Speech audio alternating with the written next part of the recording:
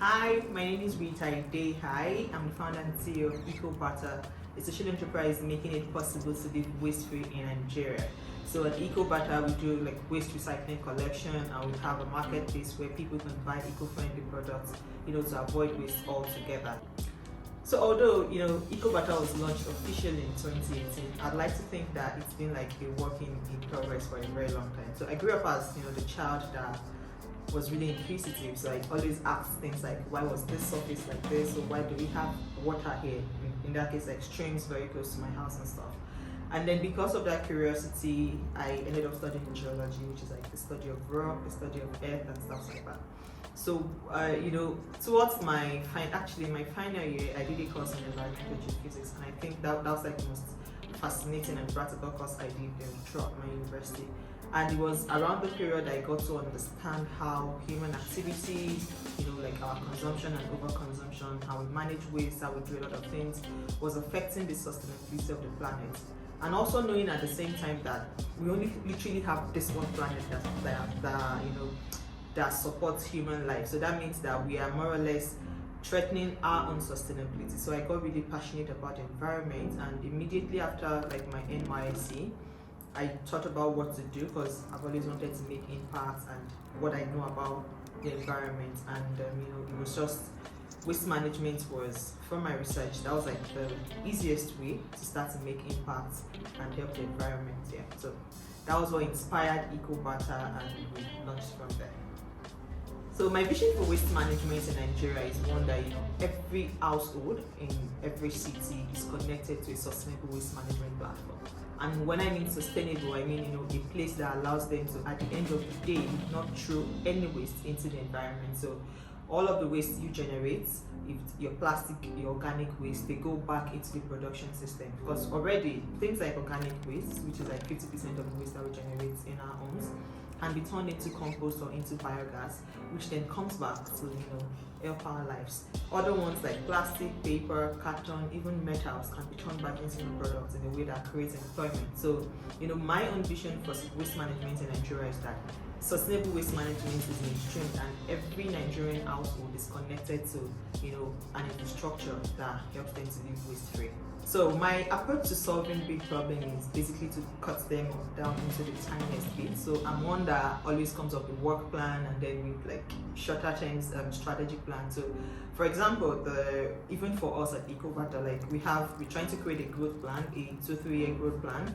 And what we're doing, how I am coming up with a plan, is to do it as 3 months, 6 months, 12 months, and then 24 months. So it's easier for me to just break the problem down into really tiny bits and things that you can measure, you can see your milestone. And because solving any problem in even across the world is a problem, so it's going to be a challenge, and it's never going to be like a straight line, like you just record progress. And also breaking it down into smaller bits helps me to also celebrate tinier wins and smaller wins that then keep me motivated along the way of solving the big problem. So I'll just say in a very brief way that my approach to solving big problem is to cutting them down into really achievable tiny bits. Ecobarter, the first marketing campaign that we did was an offline thing. So we went to aside from Kuji, so we went to Kuji Market with a number of volunteers, and then to just give out flyers and tell people that we were going to start collecting waste the following week, and that was like how we started. But since 2018 to date, we've done a whole lot more of mixing digital marketing strategies, content marketing. So we have a blog that then helps people to see us, or helps us to rank well on pages like Google, and then helps people to see us. And then we have like our social media pages are actually also active, so we tend to post like every day, and that helps people see us. And then when we have like special events or like targets that we need to meet, we tend to sponsor like ads. So we've done that a few times, but we're hoping to do way more of it.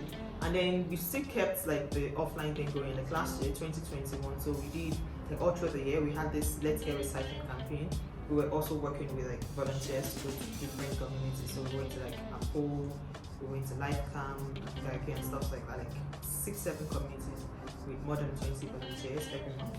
So those strategies have really helped, and I think going forward we want to do a little bit of influencer marketing for like micro influencers. So we're in Abuja, we're in Lagos, we're going to other states within like the next quarter. So work with influencers, people that have influence in those like communities. So we're doing a lot of that, and we'll be trying to build our community too. So you'll be seeing like a lot of like Twitter space, Instagram live, and some just talk shows and stuff like that. So to build a community around sustainable waste management and waste management in general. So yes, digital marketing, content marketing, and some offline doorstep system. Okay, so the must-haves for a startup or an entrepreneur. So I think the first thing for me is to believe. So when I wanted to start the business, that's literally the first thing I had. I believed that, and I still believe that I could do this and I can do this, and so that's the first thing. Like I can remember telling my partner then, I was like, babe, I want to do this. Would you support me? It's not going to be easy, but I know I'm going to like make it at the end. And it sounded like a really trivial conversation, but it meant a lot to me, and that also tells about like my belief system. Because soon after that, like I lost some money, but like I still just kept to myself and said something like, I believe I'm going to do this. It's not going to be like I would make it at the end. So you have to believe, because the journey is definitely going to be tough. But you just have to believe that at the end of the day, there is going to be lights at the end of the tunnel, actually. So the second thing is vision. So I already mentioned that my way of approaching big problem is to cut it down into really small bits. But even as you're doing the small bits, you then have to believe in the really big picture. So you have to have a vision of like the really big thing that you want, while you still then break it down into small actionable things that you're doing day by day, month by month, and stuff like that. The third thing is then, like, this is a technical part now.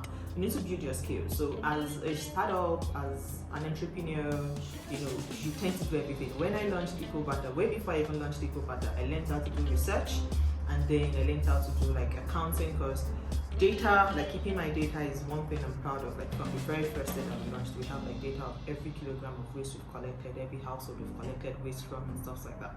So, I had to learn how to do the whole accounting thing, and I had to learn how to do graphics, and then thank God for technical, like some software now that help with those things. But I had to learn how to do graphics, I had to learn how to market. I'm not someone for social media like that, but had to learn how to do that, and even build websites. So there are a lot of things that you need to learn, and you need to build your skills for the work that you do, the day-to-day, and even just to, across your industry, across your ecosystem, so that you can position yourself as a leader in that space.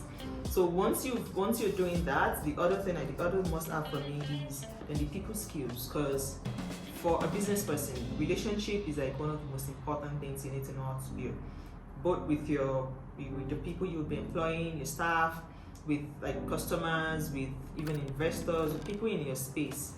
Business, I think, is it's just a game of building relationship and being able to connect with people. So relationship building skill is something else. What other thing?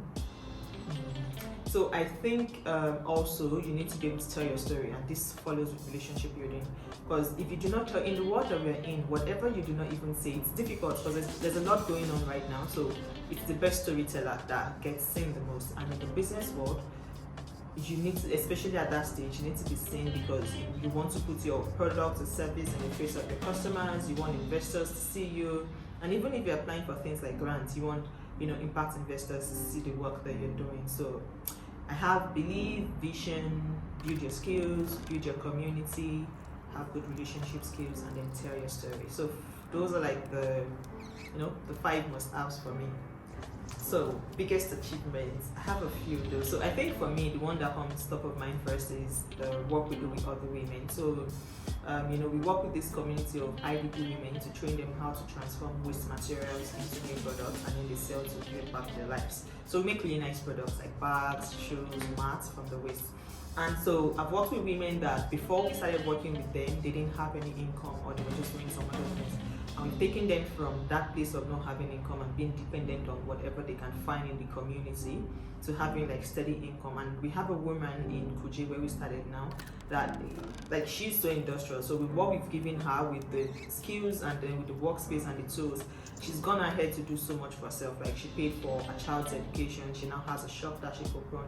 And if you ask her, I think for her, she has gone from just being in Kuje to being somebody that has gone to the US embassy, has met with the US ambassador so that's Nigeria and stuff like that. So seeing how, you know, the work I do improves the lives of people is one of my biggest achievements. Also follows like even for the people that work with us, like the staff. So we've grown people from just taking 20,000, from volunteers taking 20,000 to taking 50, 70, 100 and even above that.